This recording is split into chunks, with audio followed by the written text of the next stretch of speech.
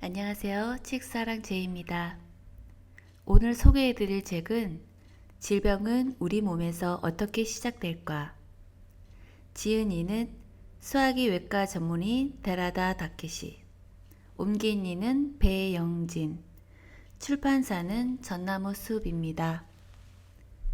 현대의학의 한계를 넘어 통합의학적 시각으로 분석한 질병의 메커니즘. 모든 질병을 일으키는 근본 원인은 5가지. 만성염증, 저혈당, 수면 부족, 스트레스, 운동 부족이다. 그러면 이 근본 원인 5가지는 우리 몸에서 어떻게 생기는 것일까? 그들로부터 우리 몸은 어떤 형태로 위협을 받을까? 현대 사회에 사는 우리가 건강하게 살아가려면 그 근원적인 질병의 메커니즘을 알고 대처하는 것이 무엇보다 중요하다. 지은이 데라다 다케시를 소개하겠습니다. 의료법인 아쿠아 메디컬 클리닉 원장, 1968년 일본 도쿄 출생, 도호대학 의과대학을 졸업하고 동대학의과학 제3강좌 입국 후 소화기 외과에서 소화기암을 전문으로 진료했다. 10년간의 대학병원 근무 중 최신 최선 의료를 위해 노력했지만 보람도 없이 허무하게 사망하는 환자들을 보면서 현대 의료의 한계를 느꼈다.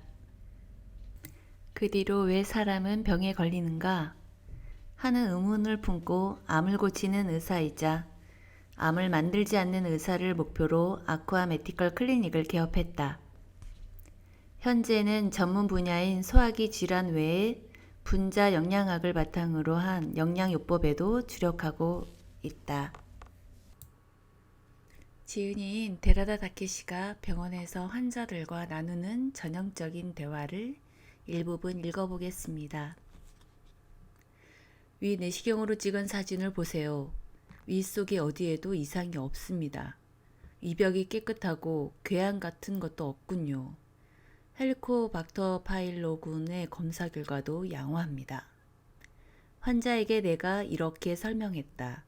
그러자 40대 남성 환자가 아, 역시 나 하는 표정을 지으면서도 살짝 고개를 갸웃거리며 이렇게 말했다. 다른 병원에서도 또 그 앞에 병원에서도 결과가 같았습니다. 그런데도 저는 위가 몹시 아픕니다. 혹시 위산이 지나치게 분비되어 그런 건 아닐까요? 위산 분비도 정상입니다. 그리고 원래 우리나라 사람들은 위산 분비가 그다지 많지 않습니다. 하지만 다른 병원에서 찾아내지 못한 그 무엇이 있는 게 아닐까 하는 생각이 들어서 선생님을 찾아왔는데 모든 게 정상이라니 도무지 이해가 되지 않아요. 대체 어디에 원인이 있는 걸까요? 사실 내가 진찰하여 위벽 사진을 촬영한 환자가 100명이라고 할 때 그 중에 암이나 궤양 등의 이상이 있는 사람은 한두 명에 불과하다. 나머지 99%의 사람들은 전혀 이상이 없다. 헬리코박터 파일로리군도 60대 이상에서는 60% 정도의 감염률을 보이지만 50대에서는 40%, 40대 이하에서는 20% 이하의 감염률에 머물러 있다. 그런데도 환자들은 배가 아파요 라고 호소한다. 왜 그럴까? 많은 사람이 원인 모를 불편에 시달리고 있다. 위통을 포함해 일상에서 다음과 같은 몸의 불편을 느끼는 사람들이 꽤 있다. 몸이 무겁다. 잠을 푹 잤는데도 피로가 풀리지 않는다. 밤잠이 잘 오지 않는다. 짜증이 난다. 우울하다. 의욕이 솟지 않는다. 정신이 산만하다. 얼굴이나 몸에 좁쌀 같은 것이 난다. 피부염이 생긴다. 손발이 차갑다. 월경 불순이나 월경 전증후군이 있다. 머리가 아프다. 두근거림이 있다. 탈모 증상이 있다. 날카로운 물건에 손가락이 베이면 꿰매면 되고 암을 발견하면 적출하면 된다. 이렇게 상처나 질병의 원인이 뚜렷하면 그것을 제거함으로써 치료할 수 있다. 그런데 많은 사람이 일상에서 느끼는 증상 대부분은 의료 현장에서 그 원인이 밝혀지지 않는다. 특히 한창 일할 나이인 30에서 50대의 직장인이라면 앞서 늘어놓은 증상 중 최소 하나라도 몸소 느끼며 살아갈 것이다. 이처럼 원인은 알 수 없지만 왠지 모르게 컨디션이 나쁜 증상을 부정형 신체 증후군이라고 한다. 부정형 신체 증후군으로 진단되면 내과적 이상이 인정되지 않기에 의사가 심료내과의 진찰을 받으라고 권하기도 한다. 따지고 보면 마음과 몸은 밀접하게 이어져 있어서 스트레스, 우울 따위의 정신적 불편이 신체적 괴로움을 부르기도 한다. 그렇지만 심료내과에 가도 대개는 신체 증상에 직결된 두드러진 심리적 원인을 찾아내지 못한다. 나는 질병의 원인이 대개 이 세 가지 요소로 집약된다고 여긴다. 먼저, 우리 몸 어딘가 염증이 일어난다. 여러 형태의 염증이 있을 수 있지만 대체로 만성 염증이 근본 원인이 된다. 여기에 장의 방어벽 기능이 망가지면서 영양을 흡수하지 못하고 다양한 독소가 스며든다. 그리고 그 독소가 쌓여서 질병이 된다. 서양의학의 관점에서 말하면 미병은 정상의 범위에 속한다. 그러나 스트레스를 많이 받는 현대사회에는 미병의 영역에 속하는 원인 모를 불편에 시달리는 사람들이 실제로 많다. 이러한 미병을 그대로 내버려 두면 차츰 불편한 정도가 심해져서 이윽고 병이 되고 만다. 우리는 왜 질병에 걸릴까? 뚜렷한 요인이 없는 미병의 정체는 도대체 무엇일까? 그리고 미병은 어떻게 해야 개선될까? 이러한 의문에 관해 하나의 길잡이 고시를 하고 싶어서 이 책을 쓰게 되었다. 미병의 원인을 조금 더 구차해보자. 만성염증이 있을까? 수면은 제대로 취하고 있는 걸까? 저혈당을 일으킬 정도로 식생활에 문제가 있지는 않은가? 운동은 적절히 하는 편인가? 스트레스가 쌓여지는 않았는가? 여기에 미토콘드리아의 기능이 저하되고 호르몬과 신경 전달 물질의 균형이 무너져 장내 환경이 나빠지면 독소가 쌓임으로써 해독 작용이 약해지기에 병이 생긴다. 모든 질병은 장에서 시작된다 라고 의학의 아버지 히포크라테스가 말했다. 그렇다면 장내 환경을 건전하게 조성하면 병을 막을 수 있을까? 그러나 우리 몸의 구조는 그렇게 단순하지 않다. 장내 환경은 물론이고 간의 해독 작용에도 영향을 미치는 보조인자, 미토콘드리아, 신경 전달 물질, 호르몬이 존재하기 때문이다. 미토콘드리아는 우리가 활동하는 데 꼭 필요한 세포의 에너지를 만들어내며 신경 전달 물질과 호르몬은 자율신경의 균형을 맞춰서 심신의 상태를 정상으로 유지한다. 이 보조인자들은 눈에 보이지 않는 곳에서 소임을 완수한다. 여기서 말하는 호르몬은 부신 호르몬, 갑산성 호르몬, 성호르몬을 가리킨다.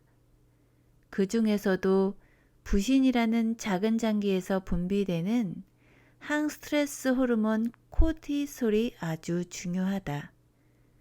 코티솔은 스트레스에 대항, 몸의 염증 억제, 혈당 조절, 면역 억제, 수면과 같은 하루 활동 리듬을 조절하는 다양한 작용을 한다. 코티솔의 분비가 충분하지 않거나 과도하면 스트레스에 제대로 대항할 수 없게 되어 심신의 균형을 유지하지 못한다.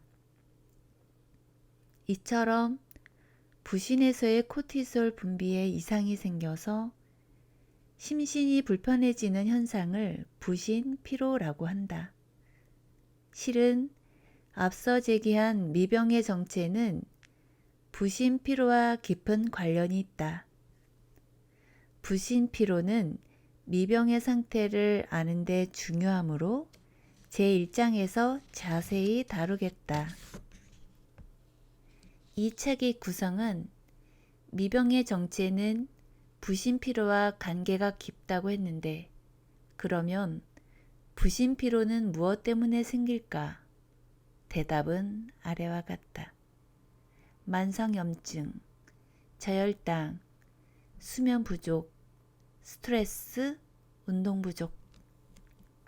자세한 내용은 본문에서 설명하겠지만 이 5가지 현상이 보조인자 3종, 미토콘드리아 신경 전달 물질 호르몬의 기능을 떨어뜨리고 장내 환경을 황폐화하며 간의 해독력을 약화시킴으로써 질병을 일으키는 만병의 근본 원인이다. 이 5가지 근본 원인을 일으키지 않기 위한 식사, 운동, 수면의 비법을 알고서 생활 습관을 보완해 나가면 부신 피로를 개선하고 간의 해독 작용과 장내 환경을 정상화하여 결과적으로 심신의 모든 불편을 예방하거나 치료할 수 있다. 이것이 내가 이 책을 통해 알리고 싶은 핵심이다. 의사로서의 나의 각오. 먼저 의사로서 나의 각오 2가지를 밝혀둔다. 첫째, 어떤 것이 옳다. 어떤 사고방식은 틀렸다. 식의 절대적인 사고방식이나 가치관을 고집하지 않겠다. 나는 소화기 외과의로서 의사의 길을 걷게 됐으며 대학병원에서 10년간 암 수술 등을 했다. 그 당시는 외과의야말로 환자의 생명을 구할 수 있는 의사다라는 사명감에 불탔고 그 사실을 믿어 의심치 않았지만 가장 새롭고 좋은 수술법으로 치료를 했는데도 병이 재발하는 환자들을 보면서 실망하기 시작했다. 시류에 빠진 나는 대학병원 근무를 그만두고 개인 클리닉을 경영하던 아버지의 뒤를 이어 그곳에 내과의가 됐다. 그리고 질병의 근본 원인은 무엇일까? 라는 의문에 대한 답을 찾으려고 예방의학 등 많은 문헌과 논문을 탐독했다. 현미 채식, 단식, 저당질, 고단백 식단, 비건, 식당 등 좋다고 생각한 것은 무엇이든 시도해 보았다. 그 과정에서 하지만 이건 아니야. 나는 환자를 치료해야 할 의사야. 예방의학과 치료의학은 달라. 나는 암을 만들지 않는 의사이자 암을 고치는 의사가 되기 위해 대학병원을 그만두지 않았던가와 같은 갈등을 겪다가 분자 영양학이라는 길에 들어섰다. 그리고 그 과정에서 부신 피로라는 실마리를 찾았다. 그런 경험에서 터득한 것은 현대 의료를 부정하거나 무시할 게 아니라 좋은 요법이 있으면 도입하는 융통성이 중요하다라는 깨달음이었다. 둘째, 사람에게는 개인차가 있다는 것을 인정하겠다.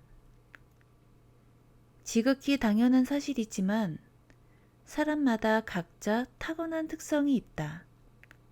술을 마실 수 있는 사람과 못 마시는 사람, 살이 찌기 쉬운 사람과 그렇지 않은 사람이 있다. 몸으로 나타나는 불편의 정도 또한 다르다. 이 책에는 먹지 말아야 할 식품과 영양소에 관한 내용이 많이 실려 있다. 흰 밀가루는 좋지 않다. 알코올은 멀리하자가 대표적인데 나도 라면이나 파스타를 먹고 술도 물론 마신다. 중요한 점은 자기 몸의 특성과 불편의 정도에 맞춰서 식사와 운동 등의 생활 습관을 어떻게 개선해야 할지를 궁리하는 것이다.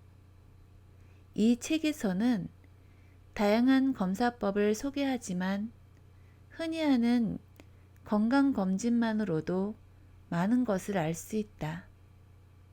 자기의 몸 상태를 아는 것이 건강을 위한 첫걸음이다. 책사랑 제2는 본문 중에 제2장 온갖 질병을 일으키는 근본 원인 5가지 중 만성염증과 제4장 질병으로부터 나를 지키는 장내 환경, 간의 해독 작용에 대해서 읽어드리겠습니다. 이 책은 유익한 건강 정보가 많으니 구독자 여러분들도 꼭 사서 읽어보시기를 추천드립니다. 모든 질병의 근본 원인 만성염증. 신체 염증에는 급성염증과 만성염증이 있다. 먼저 만성염증부터 알아볼까요? 글자 그대로 만성적으로 생기는 염증을 말하는데 이렇게 말해도 감이 잡히지 않을 수 있다. 누구나 경험한 적이 있는 이가 아프다, 배가 아프다, 감기에 걸려 재채기가 멈추지 않는다, 열이 40도까지 올랐다와 같은 일상적인 통증이나 신체 반응은 모두 급성염증으로 불리는 현상이다. 의학적으로는 물리적 자극, 화학적 자극, 바이러스 따위의 미생물 감염에 대응하여 일어나는 우리 몸의 방어 반응 중 하나라고 설명된다. 충혈, 발열, 부종, 통증을 염증의 4대 징조라고 한다. 염증은 몸의 상태가 좋지 않다는 것을 알리는 신호로 신체 기능으로서 반드시 있어야 하는 현상이다. 지각할 수 있는 발열이나 통증이 있어야 비로소 우리는 몸이 불편하다고 느끼기 때문이다.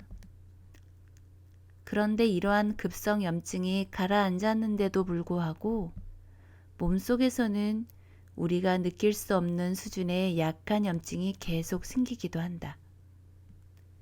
이런 염증이 천천히 되풀이 되면서 우리가 모르는 사이에 몸의 불편이 진행된다. 이것이 만성염증이다. 만성염증이 있으면 어떤 증상이 생길까? 그러면 구체적으로 어떤 증상이 만성염증에 해당할까? 예를 들면 다음과 같다. 상인두염, 치주염, 지방간, 장누수증후군, 비만, 우울증, 노화, 불면. 아, 이것도 만성염증인가? 하고 놀랄 만큼 뜻밖의 증상도 있을 것이다.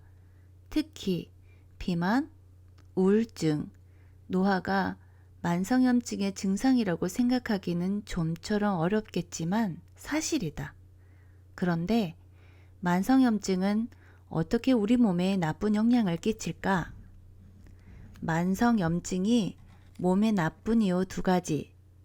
만성염증이란 어떤 현상이며 어떻게 생길까? 만성염증에 대해 자세히 알아보기 전에 먼저 사이토카인에 관해 살펴보자. 사이토카인은 면역세포에서 생산, 분비되는 물질이며 주로 단백질로 이루어져 있다. 세포끼리 정보를 전달하여 면역세포를 활성화하거나 억제하는 기능을 지니고 있다. 알기 쉽게 말하면 체내 면역 기능의 균형을 유지하는 것이 사이토카인의 역할이다. 사이토카인은 종류가 수백 가지나 되고 작용도 다양하지만 기능에 따라서 크게 염증성 사이토카인, 항염증성 사이토카인, 호중구 등을 이동시키는 카모카인으로 분류할 수 있다. 면역세포는 병원체나 암세포 등의 이물질을 인식하면 먼저 염증성 사이토카인을 유도하여 생체의 염증 발생을 촉진하고 면역 반응을 활성화한다. 한편 항염증성 사이토카인은 면역 반응이 과잉하지 않도록 염증을 억제한다. 이러한 염증성 사이토카인과 항염증성 사이토카인의 상호작용에 따라 우리 몸은 면역세포를 활성화하거나 억제하면서 면역 기능의 균형을 유지한다. 그런데 만성적인 염증이 체내에 계속 남아 있으면 그 염증을 없애려고 염증성 사이토카인이 과도하게 분비된다. 그런데 그때까지 잘 유지되던 염증성 사이토카인과 항염증성 사이토카인의 균형이 무너진다. 이로 말미암아 이상한 현상 두 가지가 발생한다. 첫째, 지속된 염증이 가라앉지 않고 불길이 번지듯 온몸으로 퍼진다. 둘째, 염증이 생기면서 조직의 섬유화가 일어난다. 섬유화란 경화라고도 불리는 현상인데 조직이 망가져 원래로 되돌릴 수 없는 상태를 가리킨다. 이처럼 만성염증 때문에 염증이 온몸에 번지고 손상된 조직이 복구되지 않는 악순환이 반복되면 우리 몸에 몹시 나쁘다. 염증이 비만 체질을 만든다. 우리의 면역세포에는 대식세포라는 것이 존재한다. 대식세포란 백혈구로 분류되는 면역세포의 하나로 지름이 15에서 20인 비교적 큰 세포다. 백혈구 중 약 5%를 차지한다. 대식세포는 몸속으로 병원균이나 바이러스 따위의 이물이 침입하면 가장 먼저 이 이물을 발견하여 먹어서 없앤다.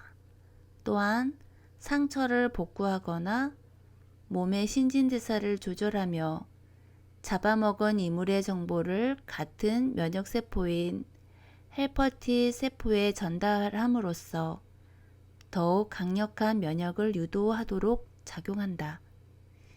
이같이 체내로 들어온 이물을 재빨리 감지하고 배제하는 기능을 자연면역이라고 부르며 대식세포는 우리 몸의 건강 유지에 꼭 필요한 면역에서 중요한 역할을 맡고 있다. 우울증도 노화도 만성염증 증상이다. 우울증도 만성염증 증상의 한 종류로 알려져 있다. 아무리 생각해도 염증과는 관계가 없어 보이는데 왜 염증 증상이라고 할까? 우울증은 만성염증 때문에 발병한다 라는 연구 결과가 아래와 같이 발표된 적이 있다. 혈액 속 염증 표지자인 C 반응성 단백이 상승하는 것은 심리적 고통 및 우울증 위험성의 증가와 관계가 있다. 수면 부족은 염증성 사이토카인의 생산과 세포의 염증성 신호 전달을 자극하여 우울증을 촉진한다. 게다가 어느 연구에서는 이러한 결과를 내놓았다.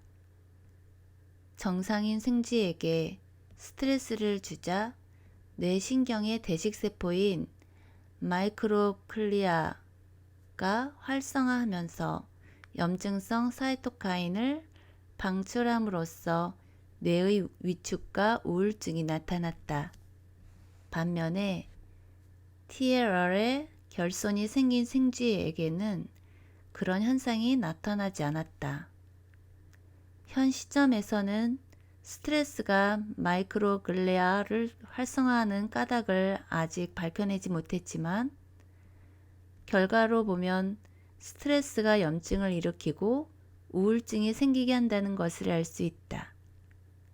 따라서 우울증은 만성염증 증상의 하나라고 할 수 있다.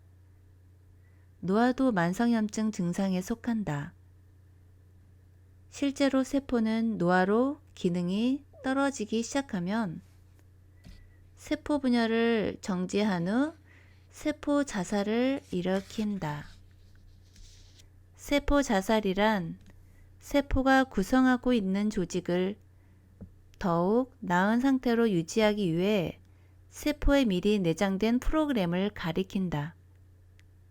최근의 연구에서 노화한 세포는 세포 자살을 초래하는 데만 그치지 않고 다양한 염증성 사이토카인 등을 방출하는 SASP 현상도 일으킨다는 사실이 밝혀졌다.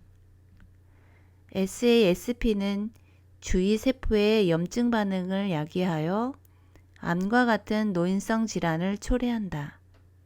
요컨대 나이를 먹는 것이 만성염증을 부른다는 말이다. 만성염증을 멈춰줄 브레이커들.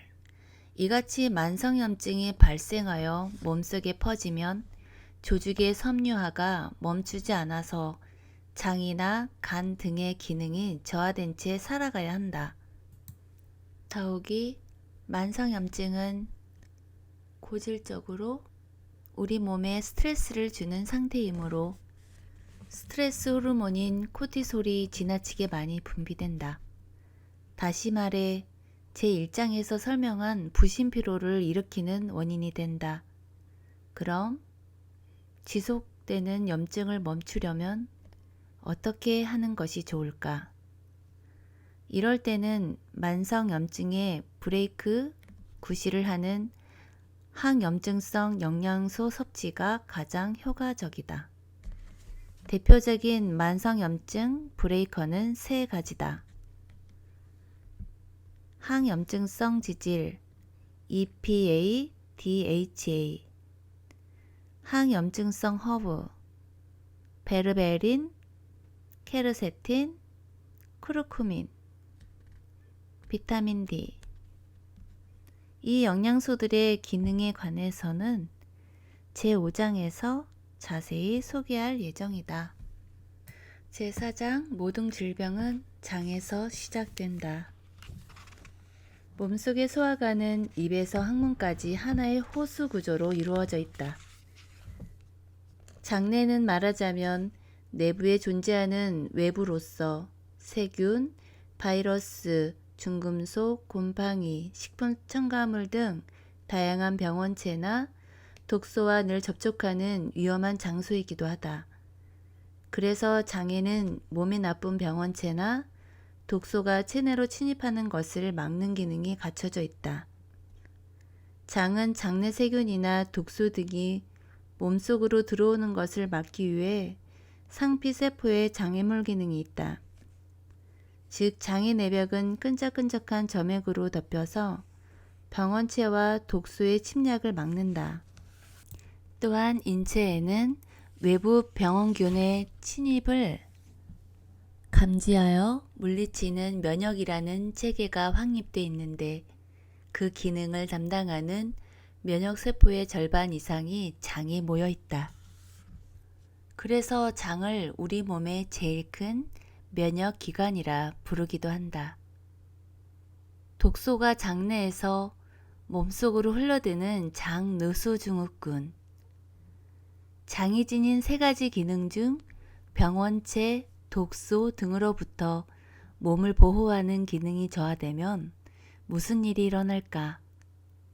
건강한 장은 세포들 간의 밀착 결합으로 상피세포들 사이를 빈틈없이 메워서 장내의 중금속 등 환경오염물질, 칸디다 같은 유해 병원체, 식품 첨가물 따위의 나쁜 것들이 체내로 들어가지 못하도록 차단한다. 그러나 이러한 독소나 병원체, 몸에 나쁜 음식, 스트레스 등으로 말미암아 장벽에 만성 염증이 발생하면 장의 내층이 손상되어 장벽에 늘어선 세포 간 밀착 결합이 느슨해지고 물질의 통과가 수월해진다. 즉, 본래 흡수될 수 없는 덜 소화된 단백질과 유독물질이 몸속으로 흘러들어간다. 원래 장벽을 투과하지 못하는 소화가 덜 된 음식, 노폐물, 미생물 성분 등이 체내로 누출되어 버리는 것이다. 이처럼 덜 소화된 것, 노폐물 따위가 혈류에 섞여 몸의 여러 부위에 운반되면서 몸속에 염증이 일어난다. 이 때문에 자가면역 질환, 알레르기, 감염증 등의 병에 걸리게 된다. 이렇게 장의 장애물 기능이 떨어짐으로써 몸 안으로 누출된 병원체와 독소가 질병을 일으키는 현상을 장누수 증후군이라고 한다. 장내 환경에 악하는 부신피로를 부른다. 장누수로 말미암아 생기는 부신피로는 장내 환경을 한층 더 악화시키는 요인이 되기도 한다. 인과관계가 일률적이지는 않지만 서로 영향을 끼침으로써 장누수 증후군과 부신피로 증상이 동시에 나빠지는 악순환에 빠지고 만다. 왜 장내 환경이 나빠지면 우울증에 걸릴까? 사실 장은 제2의 뇌라고도 불리는데 독자적인 신경망을 지니고 있어서 뇌로부터 지령이 없어도 독립적으로 활동할 수 있기 때문이다. 즉, 뇌의 신호를 기다리지 않고 소화, 흡수, 배설과 같은 기능을 수행한다. 최근 연구에서는 뇌와 장이 서로 정보를 전달하여 쌍방향으로 작용하는 관계에 있다는 사실이 밝혀졌다. 이처럼 뇌와 장이 밀접하게 서로 영향을 미치는 것을 장뇌상관이라고 한다. 뇌 속에 유해물질이 침투하는 뇌누수로 말미암아 염증이 발생하면 조바심, 집중력 저하 등의 정신적 불편이나 두통이 생긴다. 말하자면 뇌의 내부가 소쿠리처럼 변해서 그 속에 아무리 지식이나 기억을 많이 넣어도 새어나가 전혀 쌓이지 않는다. 이같이 뇌누수 때문에 발생하는 뇌 속 염증은 알츠하이머나 인지기능 저하에도 크게 영향을 끼친다. 장누수를 일으키는 식품들. 장내 환경을 어지럽히고 나아가 뇌내 환경에도 악영향을 주는 장누수의 주요 원인으로는 6가지가 있다. 1. 장내 환경에 악영향을 끼치는 음식. 2. 독소. 3. 장 이외의 기관에 생긴 기능장애, 지방간 등. 4. 약물. 5. 병원성 세균. 6. 정신적인 스트레스. 1. 장내 환경에 악영향을 끼치는 음식부터 살펴보자. 장내 환경에 유난히 악영향을 많이 끼치는 것을 열거하면 아래와 같다. 알코올, 카페인, 트랜스 지방산, 정제당질, 밀가루와 글루텐의 성분인 정제곡물, 카세인이 들어있는 우유, 유전자 변형식품인 GMO. 이렇게나 많아? 밀가루와 우유도 나빠? 라며 놀라는 사람도 있을 수 있다. 우리가 아무런 의심도 하지 않고 이 식품들을 섭취하고 있으나 이것들이 장누수의 원인이 된다. 내가 인식하지 못하는 사이에 장내로 들어오는 독소들. 다음은 독소다. 우리는 알게 모르게 음식물, 배기가스 등을 통해 많은 독소를 섭취하는데 이것들도 장내 환경을 혼란스럽게 만드는 요인 중 하나다. 장내 환경을 어지럽히는 독소들을 정리하면 다음과 같다. 농약 등의 환경오염 물질, 화학물질, 배기가스, 담배, 식품 첨가물, 중금속, 치아의 수은 충전재인 아말감, 곰팡이독. 약물은 아예 먹지 말라고 하는 것이 아니다. 약을 먹어야 할 때는 있다. 다만 반드시 먹을 필요가 없는 약은 되도록 피하는 것이 장내 환경의 안정에 바람직하다. 예컨대 위산 분비를 억제하는 제산제 처방이 필요한 환자는 흔하지 않다. 소화기 전문의인 나의 경험으로 볼 때 위산이 많이 분비되는 사람은 거의 없다. 위산 분비를 지나치게 억제하면 오히려 소화와 영양 흡수가 불량해진다고 생각하는 편이 좋다. 그리고 진통제, 스테로이드, 경구 피임약 등도 장내 환경을 황폐하게 만든다.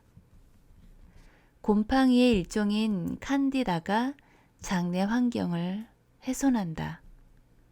병원성 세균의 대표로 꼽히는 것은 칸디다다.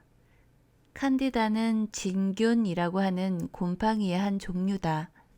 이는 우리의 피부와 점막에 정상적으로 존재하는 세균이며 건강한 사람의 장내에도 서식한다.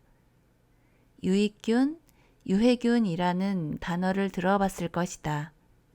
장내 세균에는 유익균과 유해균 외에 눈치꾼균이라는 어중간한 태도를 취하는 균이 있다. 이제 본문을 중간에 마치도록 하겠습니다. 질병이 생기기 전에 질병의 5가지 근본 원인을 멀리하는 식사와 생활 습관으로 몸을 보살피고 예방해요. 이 책을 자세히 정독하시길 권장드립니다. 오늘 책사랑 제이와 함께 끝까지 들어주셔서 진심으로 감사드립니다. 안녕히 계세요.